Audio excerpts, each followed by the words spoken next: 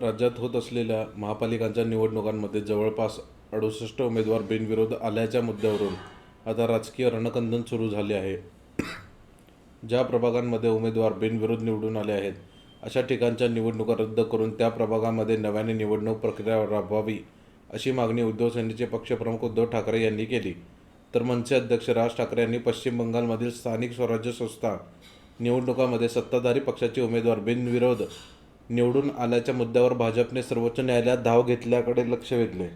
शिवाय मनसे बिनविरोध निवडीच्या विरोधात न्यायालयात दाद मागणार आहे. या पार्श्वभूमीवर मुख्यमंत्री देवेंद्र फडणवीस यांनी बिनविरोधच्या मुद्द्यावर विरोधकांना लक्ष्य केले.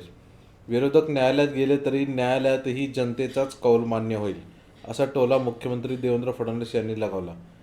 उद्धव सेना, मनसे आणि राष्ट्रवादी शरद पवार पक्षाचा संयुक्त शिवशक्तीचा वचननामा प्रसिद्ध केल्यानंतर रविवारी मुंबईत शिवसेना भवन येथे आयोजित संयुक्त पत्रकार परिषदेत उद्धव ठाकरे आणि राज ठाकरे यांनी बिनविरोध निवडीच्या मुद्द्यावरून भाजप आणि महायुतीवर निशाणा साधला.